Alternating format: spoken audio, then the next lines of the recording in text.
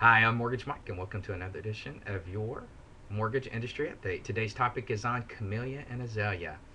You might be asking yourself, Mike, what are you talking about bushes for? Well, I'm really talking about the new Consumer Financial Protection Bureau, which is an offshoot of the Dodd-Frank Act. Um, Post-housing meltdown and financial crisis, we now have a new bureau that's supposed to police and regulate our industry. And the great thing is that they have been tasked with, their first task is to come up with a new good faith estimate. As you might remember, we got a new good faith estimate about a year and a half ago. And let me tell you something, it's not a very good document. It doesn't clearly spell out the terms of financing in regards to what line item costs are. It's a very confusing document in that it doesn't tell our customers how much cash they'll need to have at the closing table. Its job today is to disclose all costs regardless of who's paying. For example, we have to disclose the owner's title policy as a cost to the buyer. Well, guess what? That's typically not a cost to the buyer in the state of Texas, right? It's usually a cost that the seller picks up. So it artificially inflates the cost of financing and the cost to close a transaction. The truth is that when I send out that good faith estimate, I send the old one behind it, and then I drive everybody's eyes to the old ones because that actually tells us exactly what's happening on the financing. As the new good faith estimate, the new old good faith estimate doesn't. Well, the Consumer Financial Protection Bureau has actually brought us into the equation, me, you, the consumers, and they're asking for our input on two new forms, or one new form, two versions of it, and that is the good faith estimate. And its job is to try to consolidate perhaps the truth in lending into the good faith estimate, but to put all terms of financing into one easy document for everybody to read and honestly, hopefully, to explain. So, what are these two documents? Well, the two documents are camellia and azalea.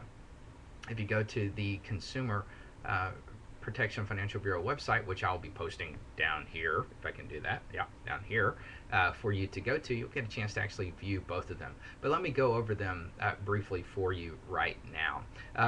The two new good faith estimates that we have to choose from are the camellia and the azalea.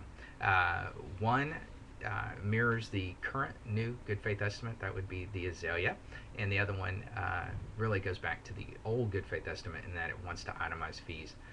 So let's just briefly, if I can show you these as an example. We'll see if we can make it work. See if I can do this. Yeah, that doesn't work, so we'll just leave that alone. What you can do is look at the link below and you'll get a chance to see it. I'll explain to you what the differences are. When we begin to look at the azalea good faith estimate, what we'll find is that on both of them the first page is the same, which is great. Highlights the terms of financing. It's really good information. The second page is where the differences come into play. On the azalea good faith estimate, we find that in regards to showing fees, they want a lump sum fees, which is what the current good faith estimate does. It makes it really kind of hard to shop when you want to lump sum fees versus breaking them out in itemization. I really don't like it, the lump sum aspect of it. Now conversely, we'll get the camellia. Camellia has actually an itemization of the fees, which is a lot easier to explain to our clients, especially if they're in the mode of shopping and they want to try to figure out what the best options are.